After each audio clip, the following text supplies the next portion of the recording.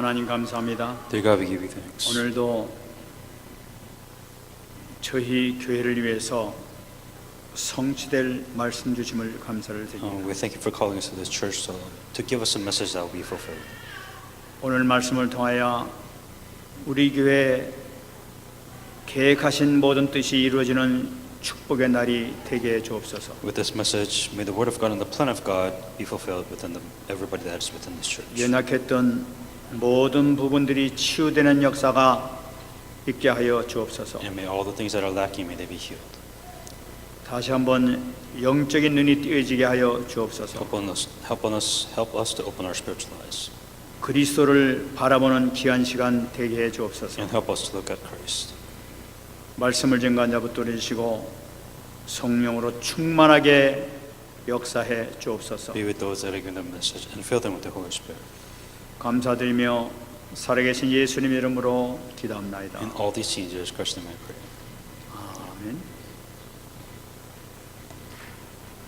아멘. 제가 이 록펠러가 변화된 그런 모습을 한번 말씀 읽었습니다. There was a story that I read about Rockefeller and how he changed throughout his years. 록펠러는 그 어릴 때부터 신앙생활을 그 어머니에게 잘 배워왔던 그런 사람입니다. Now, very beginning of the Rockefeller, his mom, good Christian, told Rockefeller about how to live his faith, life of faith.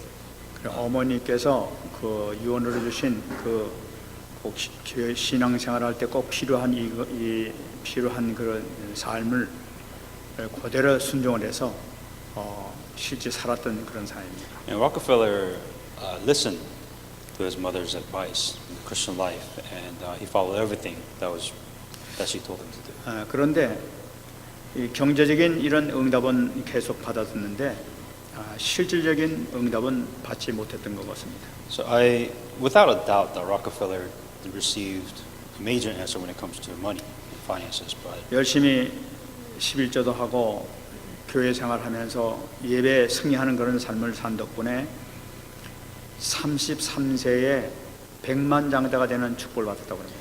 And with all the monies that he gave tithing diligently. He went to church early, prayed, and then at the age of 33, became one of the richest men, or became extremely wealthy, a millionaire at 33.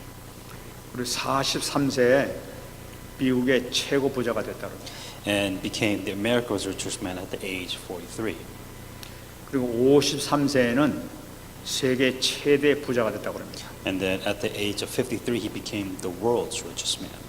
그렇게 축복을 받았는데 55세가 될 때 그는 불치병으로 1년 이상은 더 살지 못할 거라는 사형 선고를 받았다고 합니다. And at the age of 55, he got an incurable disease that he only lived about maybe a year and a half longer after he was entitled richest man. 그 소리를 들은 이 록펠러는 그날 저녁에 한숨도 자지 못했다고 합니다. And the moment that he knew that he had an incurable disease, he couldn't sleep. 한숨도 자지 못하고 기도하는 가운데 결론을 딱 내리는데 그렇게 많은 돈을 벌었지만은 이 돈은 아무것도 아니다.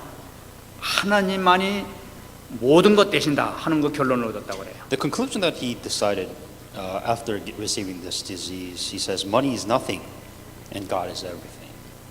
그리고 그 결론을 딱 얻고 난 다음에 이 병원에 가서 이제 그 최종 그 검진을 받으러 이제 휠체어를 타고 병원을 가고 있었습니다. And when he did his final checkup within the hospital that he went to. 근데 병원에 도착했는데 휠체어를 타고 이제 물론 갔습니다.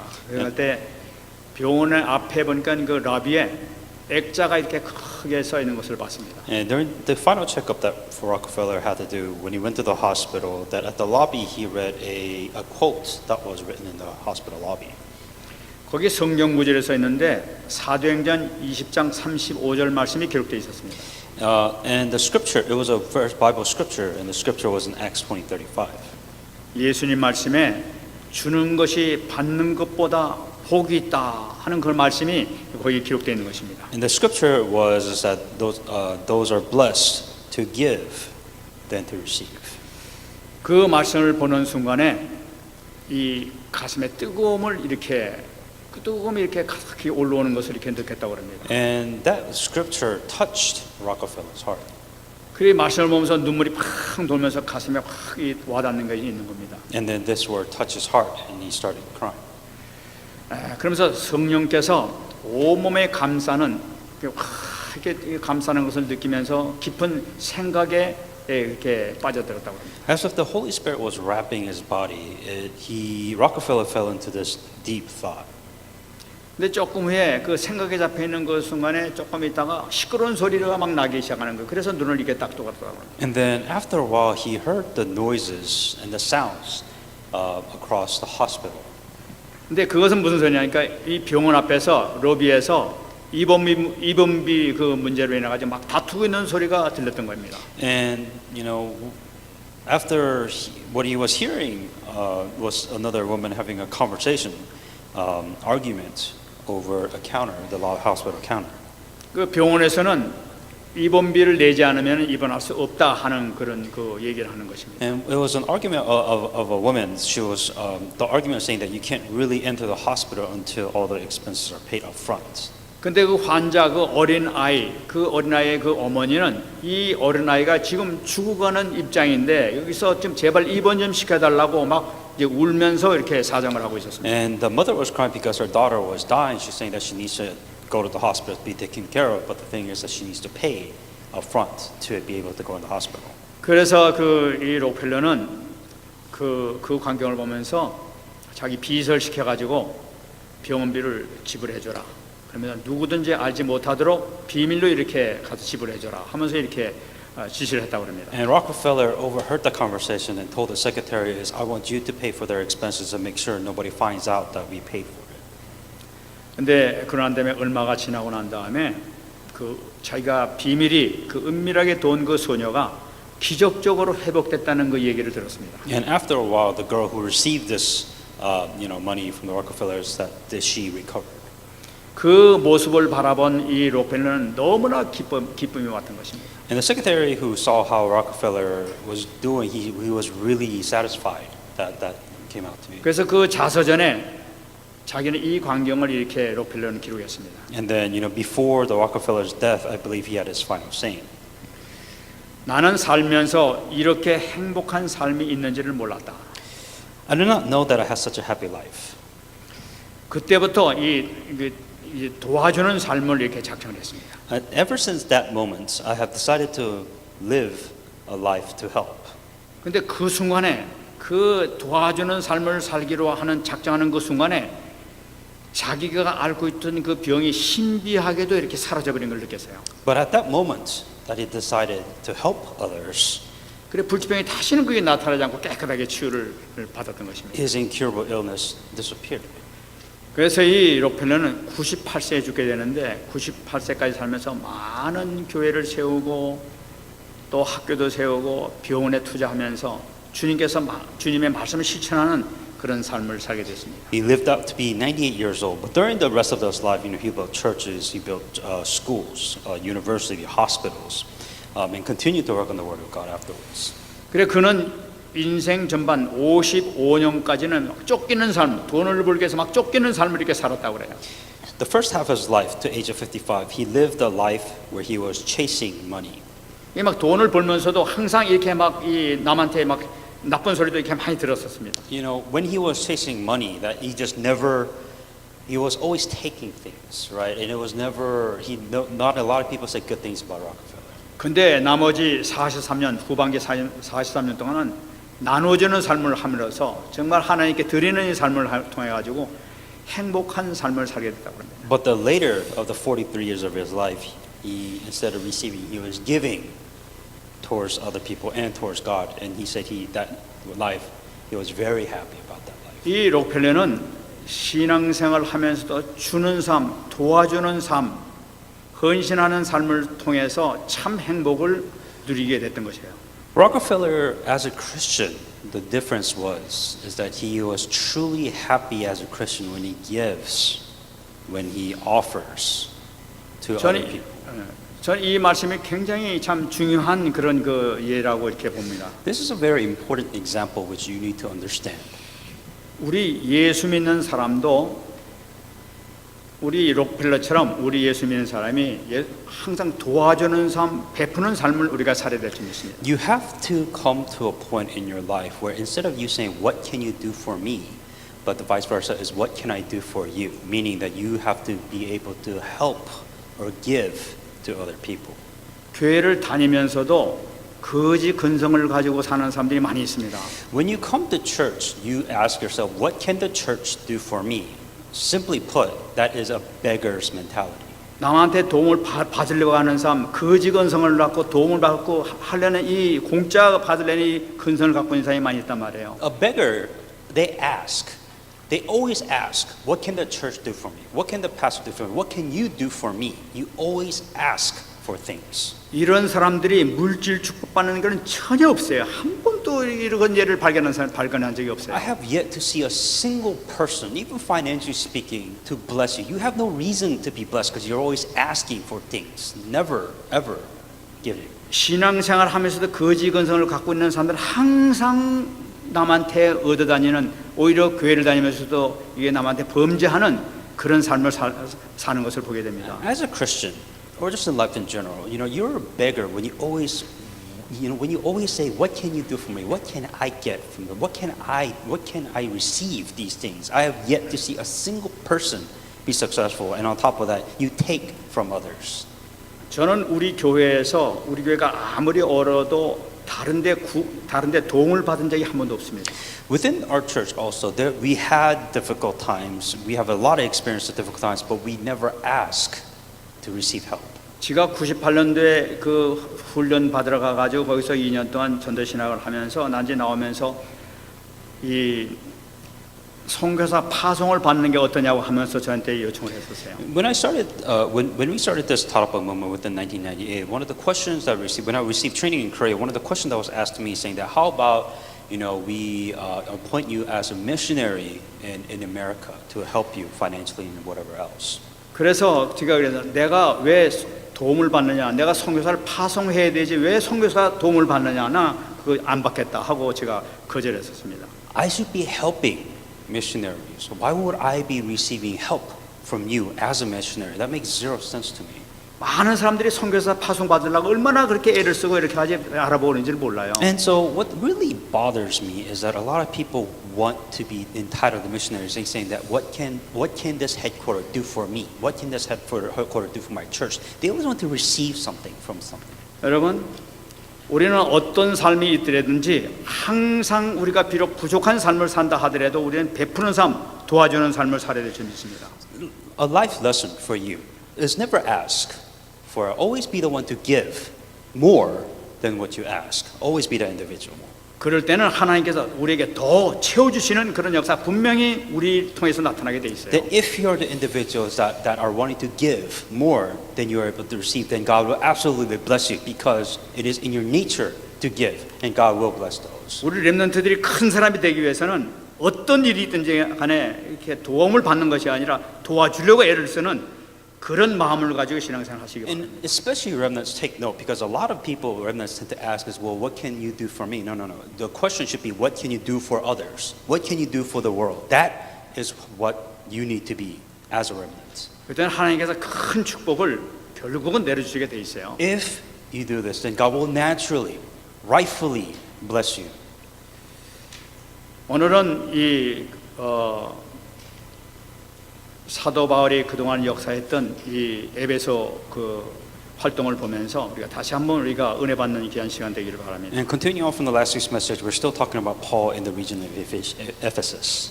사도 바울의 삶도 사도행전 20장 35절에 주님께서 하신 말씀은 직접 받은 말씀을 가지고 자기가 이렇게 꼭 지키고 살았던 것을 볼 수가 있어요. And look at Paul. Look at the same thing what Paul is doing. He is following the exact principle of Acts 20:35.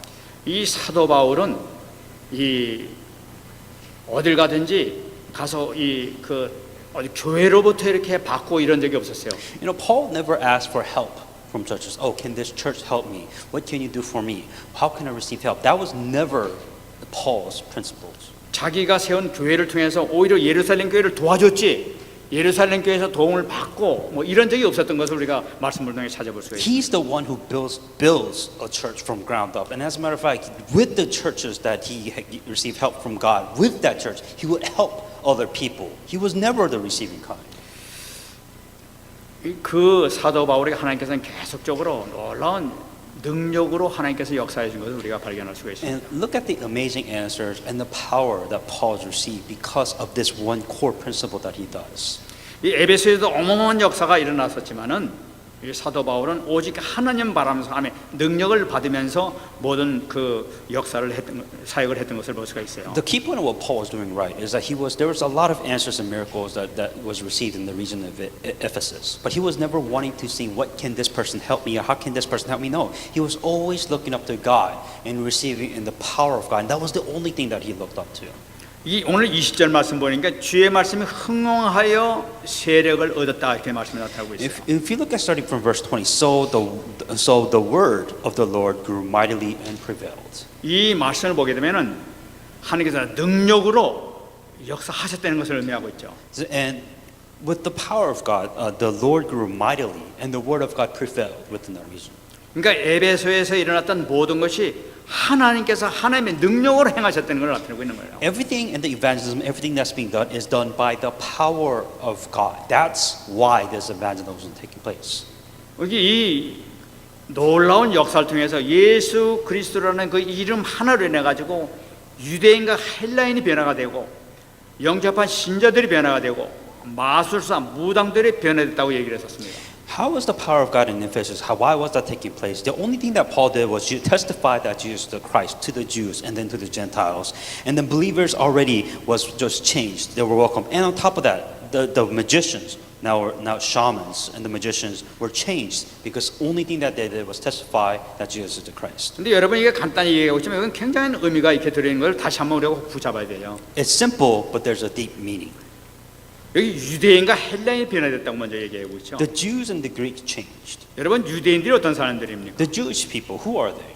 그 사람들은 그 유대교에 대한 자부심이 대단한 사람이었어요. The Jewish people had pride of who they are. 그 율법에 대한 자부심이 대단한 사람이었어요. They have pride of their Jewish laws. 그 유대교를 꺾을 종교는 이 세상에 없는 것으로 분명히 그들은 알고 있는 거예요. Everybody knows that the pride that the Jews have with their laws, nobody can break that pride. 근데 그게 꺾였다는 거예요. But then that was changed. 뿐만 아니라 헬라인이 또 변화됐다고 얘기하고 And 있습니다. also the Greek. 여러분 헬라인은 어떤 사람들입니까? What were the Greeks proud of? 헬라 사람들은 헬라 철학에 대한 아주 자부심을 갖고 있던 사람들이에요. The Greeks were extremely proud of their philosophies. 지금도 헬라 철학이라면 지금도 철학자들이 헬라 철학 아리스토텔레스, 소크라테스, 플라톤이나 하면서 그 철학을 지금도 연구하고 있어요, 철학자들이. Even now, even in school today, we study about philosophy based on, Aristotle, Hippocrates, all these amazing philosophers. It comes from the Greeks. 그 자부심의 엘리트에 대한 의식은 대단한 사람들이 바로 이 헬라 사람들이었어요. The Greeks had amazing pride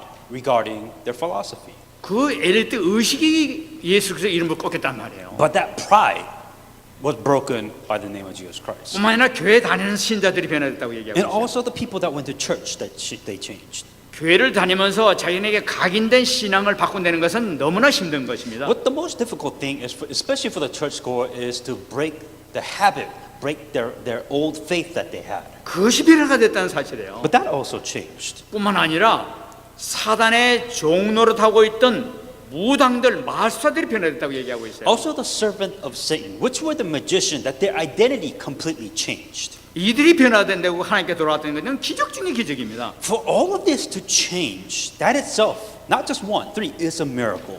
그러니까 이들이 변화된 거 헬라인이나 유대인들, 이 영접한 이 신자들, 무당들이 변화됐다는 것은 상상할 수 없는 일이 에베소에서 일어났다는 것을 나타내고 있는 거예요. In the region of Ephesus, everything was changing. You got the Jewish who had their pride. You got the Greeks had their pride. You had this Christian who were just stuck in their old ways, and you had these magicians that was worshiping Satan. All these things, they were just continuing to change. 이것이 어떻게 해서 일어났습니까? How was all of this possible?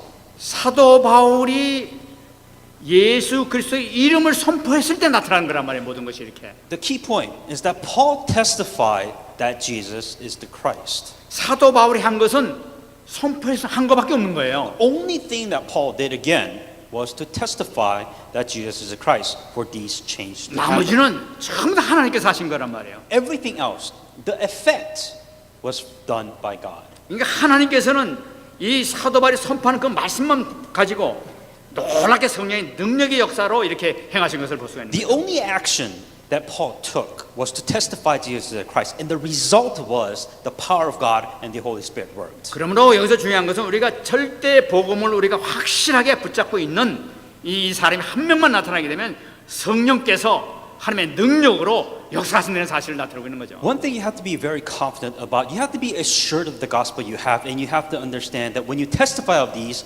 things are possible by the work of the Holy Spirit. 금방 말씀드린 것과 마찬가지로 록펠러가 돈은 아무것도 아니구나, 하나님 모든 것이로구나 완전히 결론 내려졌을 때 이때부터 성령께서 그들을 붙들어 주시 역사했단 말이에요. Same thing with the example with Rockefeller. When did the Holy Spirit work? When he realized that money isn't everything, but God is everything, then the Holy Spirit was allowed to work. 그러니까 오직 그리스도, 오직 하나님, 오직 능력 요것만 붙잡게 되면은 하나님께서 모든 걸 역사하시는 사실이에요. 말이에요. Only God is able to work when you come to the realization that God is everything, that Christ is everything, the gospel is everything, then the Holy Spirit is able to work. 하나님께서 어떻게 하겠습니까? How does God work? 로마서 1장 16절 17절 보면 그 사도 바울이 얘기를 하고 있어요. Romans 1:16, 17, the mentality of Paul. 그것은 복음으로만 가능하다고 얘기하는 The 거예요. only way for God to work is only by the gospel. 내가 복음을 부끄러워하지 아니하노니 이 복음은 모든 믿는 자에게 구원을 주시는 하나님의 능력이 됨이라. 먼저는 유대인에게요, 헬라인에게다. 뭐 얘기하고 있어요. For I am not ashamed of the gospel, for it is the power of God to salvation for everyone who believes, first for the Jews first and also for the Greek. 그 유대인을 변화시키고 헬라인 변화시킨 것은 내 능력이 아니라 이 복음의 능력이었다 하면서 사도 바울은 고백한 거예요. What Paul is testifying is to change the Jews, to change the Greek. It wasn't done by me, but it was done by the power of God, the gospel.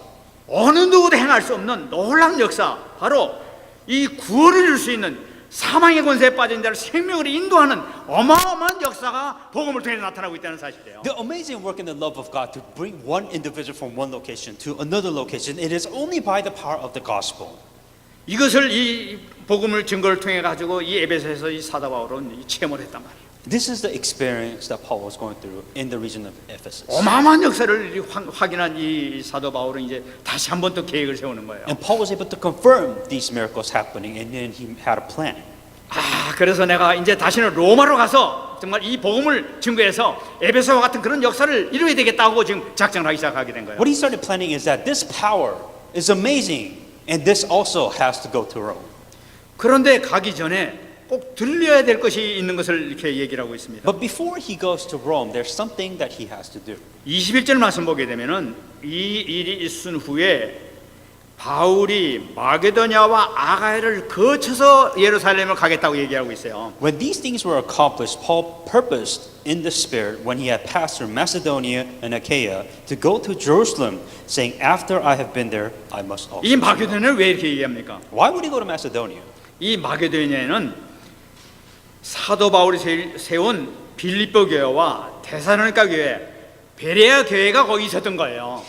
Macedonia is important because that was where Philippi, Thessalonica, and Berea church was there. 그리고 아가야라고 얘기하고 있습니다. And then with the Corinthian church. 이 아가야 지역은 뭐냐면은 이 아덴 교회와 고린도 교회가 거기 있었던 거예요. And so within this region, we're talking about the church of Corinth, and then we're also church of Athens. That he would have to visit these churches also before he went to Rome. 그러니까 이 사도 바울은 자기가 지금까지 세웠던 이 교회를 방문하겠다고 지금 계획을 세운 거예요. Simply put, that he wants to follow up. With all the churches that was raised within there, he wants to see what's going on with all these churches. 그동안에 이 교회가 어떻게 성장되는지 어떻게 지금 어떤 형편에 있는지 그걸 알아보기 위해서 또 방문하는 것이 있겠죠. And of course, he has to follow up to see what's going on, what's happening with all these churches. 근데 That's why 오늘 말씀 보기 때문에 예루살렘에 가기로 작정했다고 말씀이 나타나고 So 있어요. Macedonia, Achaia, and also we would have to go to Jerusalem to see what's going on. 그 방문한 목적은 그런 것도 있지만은 더 중요한 것은 예루살렘에 특별한 사정이 있기 때문에 꼭 들려야 되겠다는 것이죠. Interesting because he would have to visit Jerusalem because there is a special thing that he would have to do when he enters the region of Jerusalem. 왜냐하면 당시에는 예루살렘에 기근이 들어가지고 그 예루살렘 교회가 아주 경제적으로 어려움을 당하고 있다는 그 소문을 들었던 거예요. I think the story was is that the church within Jerusalem was having financial difficulties because I believe that there was a famine going on. 야, 이 본교회, 이 사도들이 이 교회가 어려움을 당하고 있으니까 이거 우리가 도와야 되겠구나. 이래가지고 지금 사도 바울이 자기가 개척한 그런 교회, 자기가 설립한 그 교회를 다 다니면서 헌금을 모집해서 갖다 도와주기 위해서 지금 선교헌금을 받아가지고 가기 위해서 돌리는 거예요. Now look at what Paul is doing. Once again, the mentality of Paul is saying that how can I help these churches?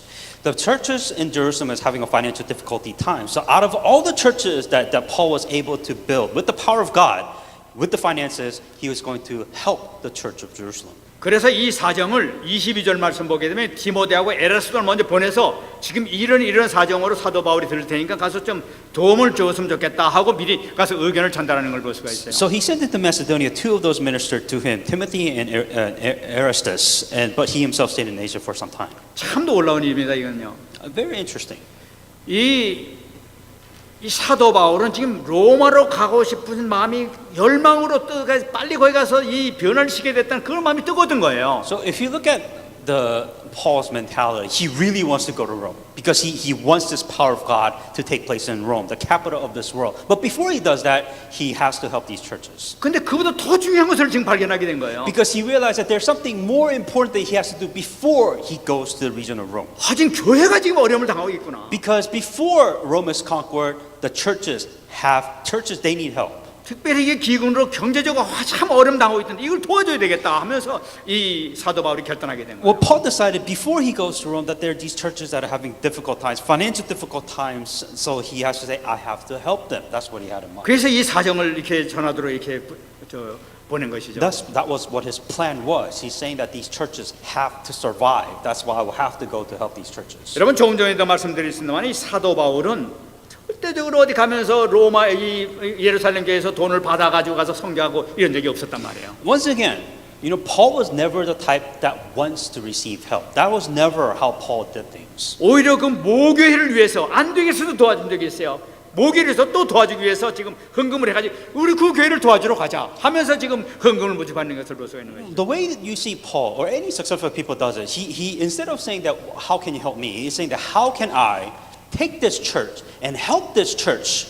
That was always what his principle was. The principle. 참 이것을 보게 되면은 이 사도 바울이 참 전도자의 삶이 어떤 것인가 하는 것을 우리에게 보여주고 있는 것이란 말이에요. You can truly understand what a life of an evangelist, what their mentality and how they should live by. 우리가 전도하는 것이 너무나 중요해요. Evangelism is the most important thing. 그러나 우리 성도들 가운데서 어려움을 당하고 있다 하게 되면 우리는 가만 놔두면 안 된단 말이야 정말. The thing is, let's say that you absolutely know that this church member is having a difficult time. Don't just sit there and watch them suffer. 외부에 도움 받는 것보다도 우리 스스로 해가지고 서로 도와주고 같이 이렇게 형제를 나누는 것이 이것이 성경에서 원하는 것이란 말씀. Instead of you telling yourself is how can somebody pray for me or how can somebody help me? Instead of you doing that, how about you say this person is having a difficult time. What can I do to pray for that person or what can I do to help that person? How about you think about that way? 이 사도 바울은 교회를 세우면서도 각자 교회에서 모든 교회를 세운 교회마다 다른 교회에서 도움을 받았다는 얘기 하나도 없어요. If you look at how Paul works, once again, he is never about, okay, I'm building this new church, right? I need money from other churches. He never functioned that way. 사도 바울은 교회를 세운 데마다 스스로 자립할 수 있도록 헌금을 서로 해서 같이 세울 수 있도록 모든 자립심을 거의 심어줬던 것을 볼 수가 있어요. The key thing that he did right is how can this church be self-sufficient? How can the church be well on their own instead of receiving help from others? That's what he did until the church was well. 그래서 스스로 헌금을 해가지고 서로 해가지고 아주 이 교회를 굳건하게 세워나가는 이런 모든 교회 모습을 이게 발견할 수 있게 The 됩니다. key point of what Paul did until they were self-sufficient, he stayed there and helped them. 그래서 한국의 이 선교사들이 올 때 사도 바울이 썼던 이 선교전 책을 이 한국의 선교사들이 이걸 적용시킵니다. And what they do is that they kind of have the same tactics to when they send missionaries out into the 그래서 world. 네비우스 정책이라고 하는데 그 정책을 써서 우리 한국교회 스스로 자립해서 스스로 너희들끼리 치료해서 이렇게 스스로 이렇게 훈련시키고 이렇게 하라 이래가지고 그 정책을 써서 한국교회가 성공했던 거예요. And within the church, what they realize is that you can't be receiving help all the time. You need to come to. But if you're going to the missions, right, you have to grow enough to where you're sufficient on your own. Raise the church on your own. That is what a missionary. They did that right when they did send out missionaries. 이 사도 바울이 이런 정신을 내 가지고 오히려 예루살렘 교회까지도 굳건하게 서게 되는 이런 모습을 우리가 발견할 수 있습니다. If you look at what Paul did, that's how he worked. He helped a church or any individual until they were sufficient to a point where they're able to willing to help other people. That's how much that sufficiency that they had. 그 예루살렘 교회를 돕고 난 다음에 이제는 로마도 그러고 난 다음에 내가 가겠다 하고 지금 얘기를 하고 있는. What they realize is that church has to they have to survive. So church has to be strong. And when the church was sufficient and strong enough, then Paul decided I have to go to Rome. 여기서 이 사도 바울의 다시 한번 이 사도 바울의 전도자의 삶을 우리가 바라볼 수 있게 되는 거예요. Look at how Paul lives his evangelist life. 보통 이 에베소에서 엄청난 역사를 일으켰다면 거기서 만족하면서 정말 나 이 지역에서 살 거야 하면서 담임 목사할 거야 이러고 주저앉아 있을 것 같아요. Now, a lot of people tend to say that if I have this much success, I will stop working. A lot of people tend to do that. But Paul, he didn't stop because of his success. 근데 사도 바울은 에베소에서 성공했던 그 성공이 참 성공이 아니라는 것을 사도 바울은 알고 있었던 Well, Paul 거예요. realized that yes, he was very successful, spiritually speaking, in the region of Ephesus, but he realized that that is not my level of success. 그건 내가 살아가는 과정이 하나일 뿐이지 그것이 뭐 내가 큰 그런 것이 아니다. 내가 한 것이 아니라 하나님께서 하신 것인데 뭐 이렇게 자랑할 것이 있느냐. 사도 바울이 이런 식으로 생각했단 말이에요. Well, Paul's mentality was that this is what God did. I didn't do any of this. I just relayed the gospel and God performed all this work. This isn't success, right? There's more answers. There's more to come. That's how Paul thinks. 그래서 빌립보서 3장 12절 말씀 보게 되면은 내가 이미 얻었다 함도 아니요 온전히 이뤘다 함도 아니라 오직 내가 그리스도 예수께 잡힌 바 된 그것을 잡으려고 달력하노라. Philippians 3:12. Not that I have already attained, or am I already perfected, but I press on, that I may hold of that for which Christ Jesus has also laid hold of me. 많은 이렇게 역사를 일으키고 막 어마어마한 그런 증거를 이렇게 봤지만 그것은 내가 이런 것이 아니라는 거야. 나는 앞으로만 향해서 가겠다는 거예요, 사도 바울. What Paul was doing is that yes, I received tons of answers, I received tons of miracles, but I still have to go forward and move on. 어느 방향으로 갑니까?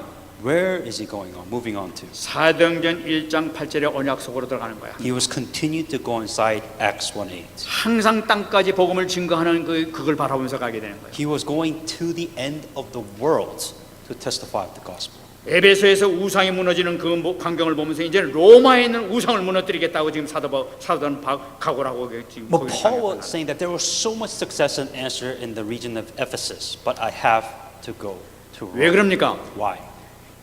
로마 제국의 실제적인 왕은 황제가 아니라 사단이었다는 것을 사도 바울은 알았던 거예요. Because what Paul realized is that the true king was not Caesar in Rome, but Satan that was controlling the world. 이 황제를 비롯해가지고 모든 백성들이 정말로 창세기 3장, 6장, 11장에 붙잡혀 있는 것을 사도 바울은 보고 있었단 말이에요. Well, Paul realized that there's a Caesar that is sitting in the royal throne, but everybody within the Roman Empire is within Genesis chapter 3, 6, and 12. 자기가 하나님처럼 되려고 그러고 자기 육신을 살려고 성공을 위해서 사는 모든 방향을 거기에 맞추고 살았단 말이에요. Because everybody lives for themselves. Everybody lives for their success. Everybody lives to build their world. 거기에 잡혀 있는 이 사단의 그 올매에 잡혀 있는 그런 모습을 바라보면서 사도 바울은 가야 되겠다고 지금. Paul realized that everybody was within this trap. That's what Paul is saying, that I have to go to Rome to free these people of these traps that Satan has set for them. 이 아덴도 그렇고 에베소도 그랬지만 이 로마에 있어서의 그 로마의 모든 사람들의 삶의 중심은 완전히 우상 성전 중심으로 살았던 것입니다. Ephesus was bad, or wherever he went was bad, but he knew that Rome was the worst out of all the places that he had to visit. 그들의 모든 생각 자체가 완전히 무당 중심, 막 점술 중심, 막 우상 숭배 중심으로 살았던 것을 볼 수가 있어요. Everything that they were lived by, everything is just idol. Idol this, God is that. Everything was nothing but full of magicians, shamans, and all these culture of idols. 그러니까 바로 막 이 사도행전 13장, 16장, 19장 그대로 살았던 것이 바로 이 로마 사람들의 삶의 모습이에요. That Rome was in complete idol culture. Genesis, Acts 13, Acts 16, Acts 19.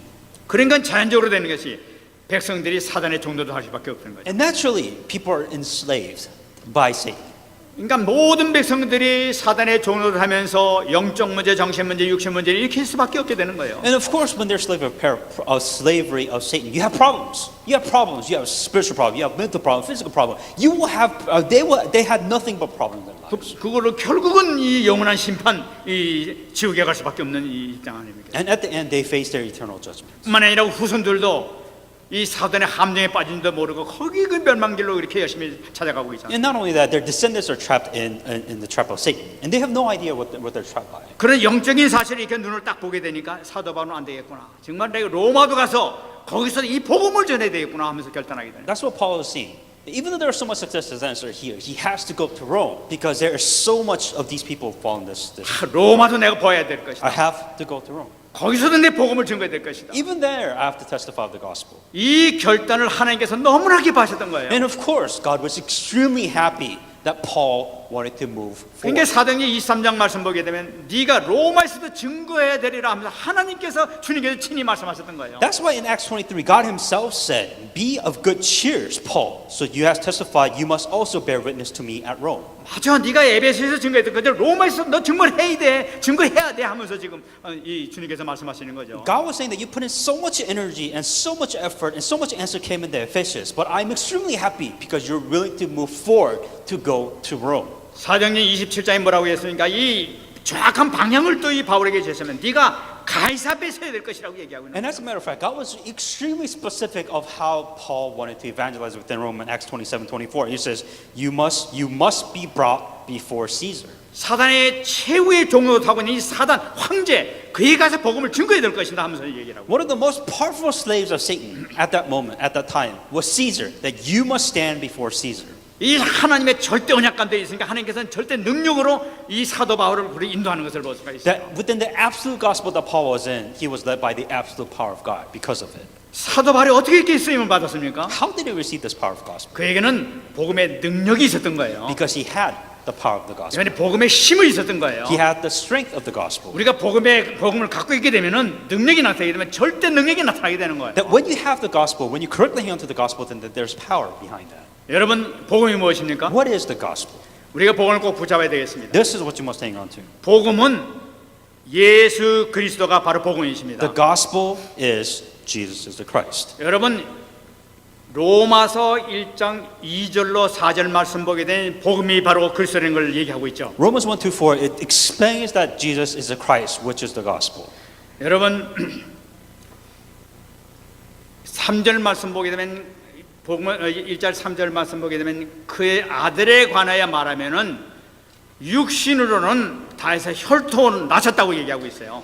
In verse 3, concerning his son Jesus Christ our Lord, who was born of the seed of David according to the flesh. 여러분 육신으로 다해서 혈통을 낳았다는 게 무슨 얘기예요? Was born of the seed of David according to the flesh. What does that mean? 어떻게 본다면 당연히 그 사람이라는 것은 다시 혈통으로 육신의 몸으로 나타나지 뭐 대단한 것이냐 이렇게 얘기할 수 있죠 세상 사람들은. So you ask yourself, of course, he was a human at that moment. 그러나 요한복음 1장 18절 말씀 보게 되면은 본래 하나님을 본 사람이 없으되 하나님의 품속에 있는 독생하신 하나님이 나타내셨느니라라고 말씀하고 있어요. John 1:18, no one has seen God at any time, but the only begotten Son who is in the bosom of the Father. He has 이 땅에 declared. 오신 예수님이 누구냐는 거예요. The Jesus Christ who came to this world, who is he? 다해서 혈통을 낳으신 분이 누구냐는 거예요. The seed of David according to the flesh. Who is that exactly? 바로 그분은 원래 아버지의 품속에 계시는 하나님이었다는 걸 얘기하고 있는 That 거예요. he is the son of who is in the bosom of Father, which is God. 다른 데 계신 것이 아니라 하나님의 품속에 계셨던 말씀되신 하나님이었다는 걸 나타내고 있는 In the 거예요. bosom of God, God, who was the Word, that God himself, that he himself was him. 그러니까 이 아버지의 품속에 계신 예수님이 인간의 몸으로 인간의 가문 속으로 나타내셨다는 이 자체가 복음이란 말이에요. The gospel, the only begotten Son who is in the bosom of the Father. Now he was the seed of the David according to the flesh. That is the gospel. 세상에 이런 일이 있을 수가 있습니까? When did this ever happen? 하나님 품속에 있던 그 하나님이 말씀드린 하나님이 인간의 가문 속에 인간의 몸을 입고 이 땅에 오셨단 말이에요. That Son of God, who is in the bosom of his Father, that he came from the seed of the David according to the flesh. That God, who was the Word, he is the gospel. 그것이 복음 중에 최고의 복음이란 말이에요. That is the greatest of all gospel. 그리고 그 아들이 하나님의 아들이 이 땅에서 죽으셨다는 것 말이에요. And that Son has died on the cross. 놀라운 사실 아닙니까? Isn't that interesting? 하나님의 아들이 이 땅에서 죽으셨어요. 이것이 복음이란 말이에요. The Son of God who came to this world has died on the cross. 왜 죽으셨습니까? Why would he die? 창세기 3장 15절 여자의 후손이 뱀의 머리를 깨겠다는 것을 성취하기 위해서 죽으셨단 말이에요. Genesis 15, and I'll put enmity between you and the woman and between your seed and her seed. That covenant being fulfilled. That's why he had to die on the cross. 또 말해서 말입니다. 죽은 자 가운데 부활하셨다고 얘기를 하고 있어요. And then also on top of that, he has resurrected from the dead. 죽은 자 가운데 부활하신 것이 또 복음이에요. That the gospel is that he has resurrected from death. 왜냐하면 고린도전서 15장 20절 말씀 보게 되면 부활의 첫 열매가 되셨도다. That in 1 Corinthians 15:20, but now Christ has risen from the dead and became the first fruit of those who have fallen asleep. 우리 이제 영원한 영생의 생명을 얻을 수 있게 된 거예요. Now we have an opportunity to receive an eternal life. 여러분 이 예수님 이 부활하시기 전에 많은 사람들이 부활했었어요. A lot of people before the resurrection of Jesus Christ that they have they resurrected. 나사로도 부활했었어요. That Lazarus resurrected. 기억하시기 바랍니다. That remember that. 근데 그 사람도 죽었어요. But they died. 왜냐하면 영생할 수 있는 몸이 아니니까. Because this is not the spirit left their body. 신령한 몸이 아니란 It 말이에요. is not this holy body. 죽을 수밖에 없는 몸으로 다시 부활한 거예요. That this body where they have no choice but to die. 그게 죽을 수밖에 없는 They 거예요. have no choice but to die. 그러나 예수님께서 부활하심으로 신령한 몸으로 부활하시면서 이제는 신령한 몸으로 본 사람이 부활하게 된 거예요. But Jesus Christ who has died for our sins and resurrected, now he has his new body, holy body. 그래서 우리가 이 첫 열매로 그래서 그 열매이기 때문에 우리가 그렇게 부활할 수 있다는 걸 나타내고 있는 거예요. That is why Christ who has risen from the dead became the first fruit of those who have fallen asleep. 하나님의 아들로 선포되셨도다. That he was proclaimed the Son of God. 그분이 바로 품속에 계신 하나님의 아들이신 것이 증거됐다는 걸 나타내고 있는 The 거예요. only begotten Son who was in the bosom of the Father, the proof of that he has died and he has resurrected. 그러므로 이 복음은 예수 그리스도가 자체가 복음이에요. That Jesus Christ itself is the gospel. 여기서 우리가 그거 하나 잡아야 되겠습니다. What you must hang on to. 아들이 왜 죽는 것이 복음이냐는 거예요. Why is the Son dying? Why would that be a covenant or even the gospel? 아들이 꼭 죽어야만 되는 거예요. Why does the Son have to die for it to be the gospel? 우리가 이거를 분명히 잡아야 올바른 복음을 잡게 되는 줄 You 믿습니다. must understand the correct gospel then. 에베소 2장 1절 얘기하고 있습니다. Ephesians 2:1. 그는 죄와 허물로 죽었던 너희를 살리셨도다. And you he made alive who were dead in trespasses and sins. 예수님의 죽으심으로 우리의 구원이 완성됐다는 걸 나타내고 있는 Your 거죠. salvation is complete only by death. 히브리서 10장 19절 20절 말씀 보게 되면 Hebrews 10:19-20. 이 너무나 중요한 말씀이죠. Extremely important. 형제들아 우리가 예수의 피를 힘입어 성소에 들어갈 담력을 얻었나니 그 길은 우리를 위하여 휘장 가운데로 열어놓으신 새로운 살 길이요 휘장은 곧 그의 육체니라. Therefore, brethren, having boldness to enter the holiest by the blood of Jesus and new and the living way which was consecrated for us through the veil that is his flesh. 여러분 이 말씀 붙들고 정말 묵상 깊이 한번 해보시기 바랍니다. Really meditate in this message. 우리 말씀 되신 하나님께서 품속에 계셨던 그 하나님께서 십자가에서 우리를 위해서 피 흘려 돌아가셨다는 사실이에요. The fact is that God, who was in the bosom of God, came to this world and died on the cross for you. 휘장 위에부터 아래부터 쫙 찢어지면서 휘장에 들어갈 수 있는 지성소로 들어갈 수 있는 모든 문이 열렸다는 거예요. That He has shown us the way, that there was this veil, that there was this thing that was blocking us. But now that veil has been completely ripped off. Now we can go from the sanctum to the inner sanctum to meet God. 이 휘장에 이게 문이 열렸다는 건 뭘 나타나고 있습니까? This veil, that this wall that's in front of you, what does that mean? 지성소로 들어갈 수 있는 문이라는 것은 바로 하나님 보좌에 들어가는 걸 나타내고 있는 거예요. To go inside the inner sanctum, meaning what? That means that you can go to the royal throne of God. 예수님의 십자가를 통해 가지고 하나님 보좌에 들어갈 수 있는 보좌로 앉을 수 있는 그 축복의 문이 열렸다는 걸 나타내고 있는 That 거예요. only by the death and the resurrection of Jesus Christ that you are able to finally, there's this wall that's been broken that you can finally go inside the throne of God. 그리고 오직 그분만이 참 선지자가 되시는 거예요. But only Jesus Christ can be the true prophet. 이 세상 어떤 그 누구도 하나님 보좌까지 인도할 자는 없는 거예요. There's not a single person in this world that can say, I can lead you to God, in even the royal throne of God. 그래서 그는 참 선지자시다. That is why Jesus Christ is a true prophet. 히브리서 2장 14절입니다. Hebrews 2:14. 자녀들은 혈과 육에 속하였음에 그도 또한 같은 모양으로 혈과 육을 함께 지니심은 죽음을 통하여 죽음의 세력을 잡은 자 곧 마귀를 멸하신다고 했어요. Inasmuch much then as children have partaken of the flesh and blood, he himself likewise shared in the same through the death that he might destroy whom has the power of the death, that is the devil. 하나님 품속에 계신 분이 이 땅에 오신 이유가 바로 뭐냐면 What is the reason why Jesus, God, Son of God, who was in the bosom of his Father, came to this world? 우리가 혈과 육을 가진 이 몸을 갖고 있기 때문에 주님께서도 그렇게 하신 거예요. Because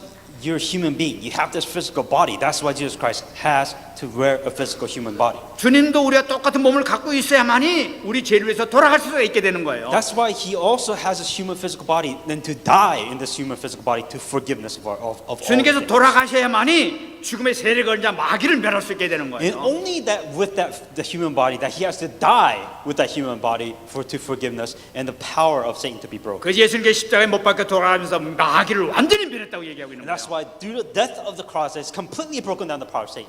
여러분 꼭 붙잡으시기 바랍니다. Hang on to this.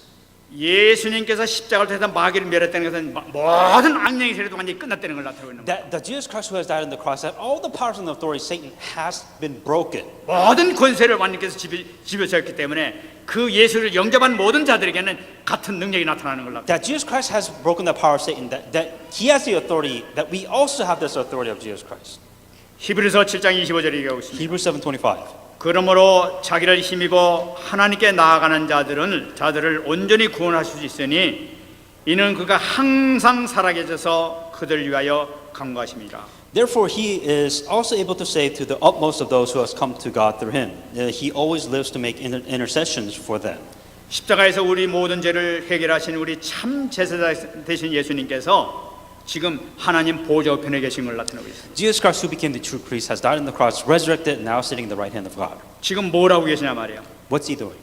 항상 살아계셔서 우리를 위하여 간구하고 계시다고 나타나고 있습니다. That he is alive, and he always lives to make intercessions. for them. 하나님의 자녀된 자들이 잠깐만 실수하고 넘어지고 하나님 앞에 바로 서지 못할 때가 많아. Because there are times, as a child of God, you make mistakes. A lot of 지금도 mistakes. 제사장 되신 예수님께서 우리를 위해서 우리 죄를 위해서 지금도 간구하고 계시단 말이에요. That even now, as a priest, Jesus Christ, who is a priest, even now, he comes to comfort and for our sins. 그래서 우리는 얘기하기를 그분은 참 제사장이요 영원한 제사장이라고 얘기하고 있는 That 거예요. is why Jesus Christ is the priest, the true priest and the eternal priest. 그러므로 하나님의 아들이 죽은 것이 참 죽은 것 자체가 복음이란 말이에요. That's why the Son of God, Jesus Christ, that itself is the gospel. 이 모든 축복을 어떻게 하면 누리게 되느냐? How do we enjoy all these blessings? 요한복음 1장 12절 영접하는 자 곧 그 이름을 믿는 자들에게는 하나님의 자녀가 되는 권세를 주었으니 John 1:12, but as many as received them, to them he gave them the right to become the children of God. To those who 믿는 believe. 순간에 모든 게 다 끝나버려요. The moment you believe in his name, 자녀된 권세를 누리겠다고 you 그랬어요. have the authority as a child of God. 우리가 주님 안에 있는 한 모든 권세를 우리가 누릴 수 있겠다. That if you're inside of God, inside the gospel, then you have this authority. 그래서 of Jesus 주님께서 Christ. 말씀하십니다. That's why Jesus Christ said, 수고하고 무거운 짐진자들아 다 내게로 오라. 내가 너희를 쉬게 하리라. come to me, all who you labor and are heavy laden, and I will give you rest. 주님 안에 들어가게 되면은 모든 문제가 해결될 줄 믿습니다. If you go inside God, that your problems will be 우리 solved. 주님께서 쉬게 하시면은 우리는 완벽하게 쉴 수 있는 거예요. That if you go inside of God, it's just easier that way. 여러분 뭡니까? 이 록펠러도 얘기했지만은 하나님의 모든 것 다다 하는 그 결론이 나는 그 순간에 우리는 참 평안이 어떻게 나게 되는 거예요. It's just like Rockefeller Day. The key point is that God is everything, and it just became so much easier for Rockefeller afterward. 내가 뭐 어떻게 하려고 막 노력하는 것이 아니에요. Because at that point, it wasn't about what do I need to do, what must I do. That didn't matter to him anymore. 주님 안에 들어가서 쉬면 되는 거예요. That he just went inside of God 그것을 누리면서 쉬면 되는 거예요. and he relaxed, he rested, 정말 이 축복 누리시는 여러분 되시기 바랍니다. and may you enjoy that blessing in the name of Jesus Christ. 말씀 We 맺겠습니다. come to conclusion. 베드로전서 2장 9절입니다. 1 Peter 2:9. 너희는 택하신 족속이요 왕 같은 제사장들이요 거룩한 나라요 그의 소유가 된 백성이니 이는 너희를 어두운 데서 불러내어 그의 귀한 빛에 들어가게 하신 이의 아름다운 덕을 선포하게 하려 하심이라. But you are a chosen generation, a royal priesthood, a holy nation, his own special people, that you may proclaim the praise of him who called you out of the darkness into his marvelous light. 여러분 결코 잊지 마시기 바랍니다. Never forget this. 나는 누구냐? Who are you? 나는 택하신 족속이다. You are a chosen generation. 나는 왕 같은 제사장이다. That you are a royal priesthood. 나는 거룩한 하나님 나라다. that you are a holy 나는 nation, 하나님의 백성이다. that you are a special person. 붙잡으시기 바랍니다. Hang on to that. 이거 잡으면 끝나게 됩니다. That if you hang on to that, then that's all you need. 그래서 그거 어떻게 해서 그렇게 되느냐? 어두운 데서 사망의 음침한 골짜기에 붙잡혀 있던 우리를 건져내신 분이 바로 우리 주님이시기 때문에 그런 거예요. That because it is God, it is Jesus Christ who has called you out of darkness into His marvelous light. 우린 지금까지 고민도 많고 문제도 많고 어려움도 많이 겪었어요. You know, you have problems. Everybody has difficulties. Everybody's in tough situations. 주님께서는 십자가에 못 박혀 돌아가심으로 완전 우리를 건져내신 거예요. But Jesus Christ who has died on that cross has completely pulled you out of that situation. 우리는 어마어마한 우리 하나님의 아들 되신 예수님의 품속에 우리 들어가 있는 거예요. Then all you need to do is go inside this amazing Son of God and go inside in His bosom. 우리에게 참 평안을 주시는 예수님인 줄 믿습니다. I truly believe that God is, or Jesus Christ will give you true peace. 우리의 삶의 방향은 앞으로 해야 될 것이냐? So where must be focused towards? 하나님, 저는 주님의 그 아름다운 덕을 선포하는 삶을 살기를 원합니다. You know, I want to proclaim the beautiful gospel towards you. 하나님, 저를 사용해 주옵소서. Please use me for that. 이 고백을 할 때 하나님께서는 여러분들 크게 쓰실 줄 믿습니다. When you confess this, I truly believe that God will answer. 응답받는 여러분 되시기 바랍니다. May you receive the answer in the name of Jesus Christ. 말씀도 한번 기도하겠습니다. Let's pray the message I received. 하나님 감사합니다. 오늘도 하나님께서 허락해 주신 말씀을 통해서 다시 한번 새 힘받게 하시고 연약했던 모든 부분들이 치유되는 역사가 있게 하여 주시옵소서. 예수님이 그리스도이신 줄 믿습니다. 예수님 그리스도가 자체가 복음인 줄 믿습니다. 우리의 모든 흑암 권세, 저주 권세, 사대 권세 모든 눌렸던 것에 완전히 해방시켜 주신 그리스도신을 믿습니다. 완전히 해방받을 수 있도록 축복해 주시고 눌린 자들을 살릴 수 있는 축복이 임하게 하여 주옵소서. 하나님 감사합니다. To God we give you thanks. 하나님, 사도 바울이 누렸던 절대 계획의 축복이 우리의 계획이 되게 하여 주옵소서. May the blessing of the absolute plan of Paul be also, may we also receive the same blessing of plan. 사도 바울이 누렸던 절대 능력의 축복을 우리들이 누리게 하여 With 주옵소서. the same blessings of the authority that Paul, the power that Paul completely enjoyed, may we also receive that blessing and enjoy that authority. 하나님께서 계신 천명을 받는 귀한 시간 될 수 있도록 은혜 내려 주옵소서. May He give us a blessing so that we may receive and enjoy the heavenly mandate. 이번 한 주간도 말씀을 통하여 현장에서 성취는 축복을 받게 해 주옵소서. With this week, with the word of God, may we see the blessing of the word of God being fulfilled. 감사드리며 살아계신 예수님의 이름으로 기도합니다. And all these things in Jesus Christ's name we pray. 다 같이 나와서 주기도 선물에 축도를 마치겠습니다. Let us all stand and sing the Lord's Prayer.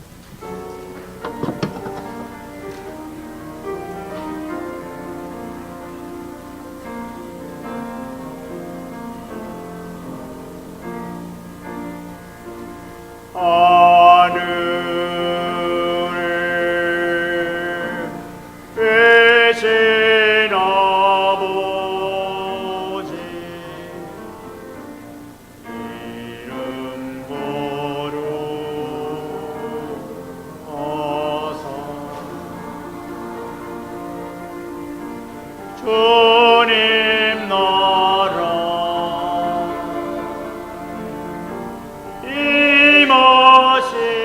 임하시고 뜻이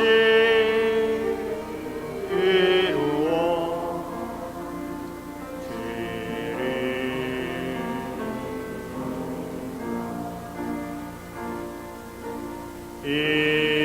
일용한 양식 주시니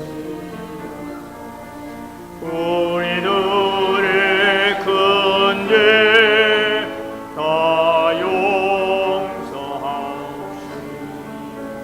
또 시험에 들게 마시고 악에서 구하옵소서. 대개 주의 나라 주의 권세 주의 영광 영원히